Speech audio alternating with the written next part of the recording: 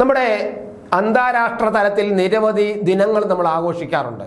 മാതൃദിനം, അതുപോലെ യുവജന ദിനം, അങ്ങനെ തുടങ്ങി എല്ലാ തരത്തിലും നമ്മൾ ദേശീയ തലത്തിൽ പല ദിനങ്ങൾ ആചരിക്കാറുണ്ട്. എന്നാൽ ഇപ്പോൾ ഇതാ പുരുഷന്മാർക്ക് വേണ്ടി ഒരു ദിനമുണ്ട്.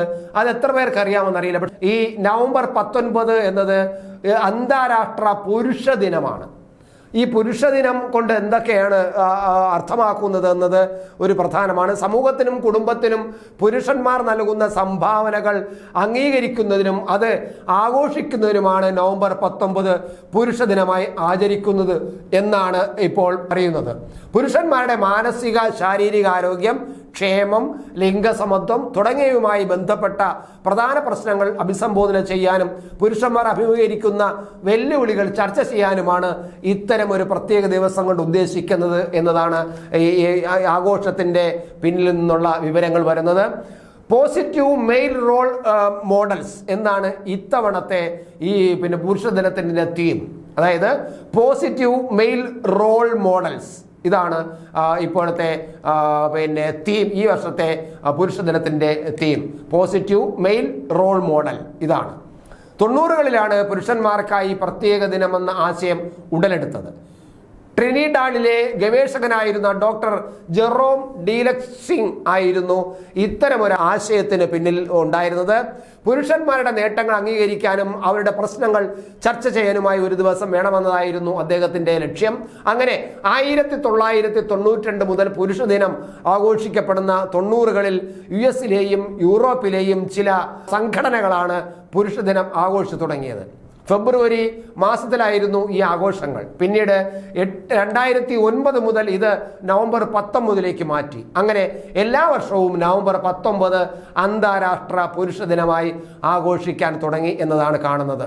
എന്തായാലും പുരുഷാവകാശ പ്രവർത്തകനായ ഉമാ ചല്ലയാണ് ഇന്ത്യയിൽ പുരുഷ ദിനത്തിന് പ്രചാരണം തുടങ്ങിയത് എന്നത് നമ്മൾ എടുത്തു കാണേണ്ടതാണ്. എന്തായാലും പുരുഷാവകാശ സംരക്ഷണ ശ്രമത്തിനായി അവർ ചില സംഘടനകൾ സ്ഥാപിക്കുകയും ഇതിൻ്റെ നേതൃത്വത്തിൽ അന്താരാഷ്ട്ര പുരുഷ ദിനത്തിൻ്റെ പ്രാധാന്യത്തിന് പ്രചരണം നൽകുകയും ചെയ്തു.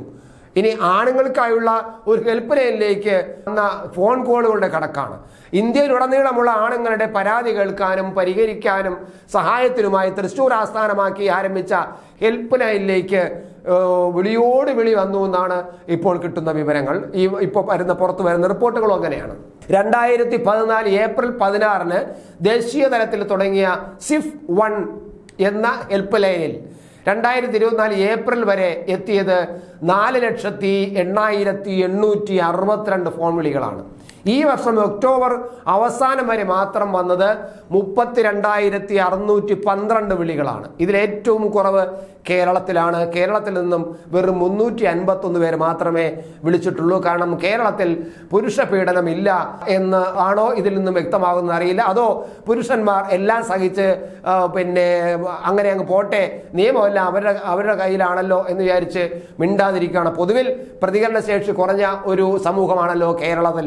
അതുകൊണ്ട് തന്നെ കേരളത്തിൽ നിന്നുള്ള വിളി വെറും അതും തൃശ്ശൂരിൽ നിന്ന് തുടങ്ങിയ ഒരു ഹെൽപ്പ് ലൈനാണ്. എന്നിട്ട് പോലും കേരളത്തിൽ നിന്ന് 351 പേരാണ് അതിൽ വിളിച്ചിരിക്കുന്നതെന്നാണ് കണക്ക് വരുന്നത്. എല്ലാ സംസ്ഥാനങ്ങളെയും ഉൾപ്പെടുത്തി ഏത് ഭാഷയിലും സംസാരിക്കാവുന്ന രീതിയിലാണ് ഹെൽപ്പ് ലൈൻ ആരംഭിച്ചത്. 10 എക്സ്റ്റൻഷൻ നമ്പറുകളിലേക്ക് ഭാഷാടിസ്ഥാനത്തിൽ വിളികൾ പോകും. പരാതി കേൾക്കുന്നതിനും പരിഹരിക്കുന്നതിനുമായി ഓരോന്നിനും ഒരേ സമയം 7 മുതൽ 10 പേരുടെ സേവനം ലഭിക്കും. സഹായം നൽകാൻ കൗൺസിലർമാരും നിയമോപദേശത്തിന് അഭിഭാഷകരും അടങ്ങുന്ന സംഘമുണ്ട്. പരാതി ന്യായമാണെങ്കിൽ നിയമസഹായം ഉൾപ്പെടെയുള്ളവ ചെയ്തു കൊടുക്കുകയും ചെയ്യും ഈ പുരുഷ സംഘടന എന്ന് പറയുന്നത്. ഈ വർഷം ഏറ്റവും കൂടുതൽ വിളി വന്നത് ഡൽഹി, ഹരിയാന, ജമ്മു കാശ്മീർ, രാജസ്ഥാൻ എന്നിവിടങ്ങളിൽ നിന്നാണെന്നാണ് എക്സ്റ്റൻഷനിലേക്കാണ് വന്നത്. അതിൽ 9391 എന്ന എണ്ണം ഇത്രയും ആണ് വന്നത്. രാജ്യമെങ്ങുള്ള 9 പുരുഷാവകാശ സംഘടനകളുടെയും പുറത്തുള്ള 2 സംഘടനകളുടെയും കൂട്ടായ്മയാണ് സേവ് ഇന്ത്യൻ ഫാമിലിയാണ്. അതാണ് സിഫ് എന്ന് പറയുന്നത്.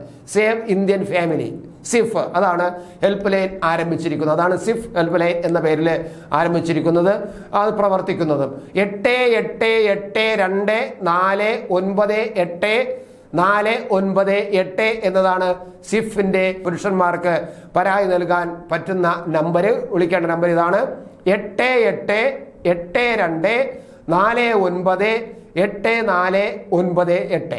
ഇനി മലയാളത്തിൽ എക്സ്റ്റൻഷൻ നമ്പറിൽ മലയാളത്തിലാണ് നിങ്ങൾക്ക് സംസാരിക്കണമെങ്കിൽ നിങ്ങൾ ഈ നമ്പർ അടിച്ചിട്ട് 9 എന്ന എക്സ്റ്റൻഷൻ നമ്പർ അമർത്തുകയാണെങ്കിൽ നിങ്ങൾക്കിതിൽ മലയാളത്തിലും സംസാരിക്കാം. അങ്ങനെ പുരുഷ സംഘടനയും ശക്തമാവുകയാണ് സ്ത്രീ സംഘടനകൾക്കൊപ്പം.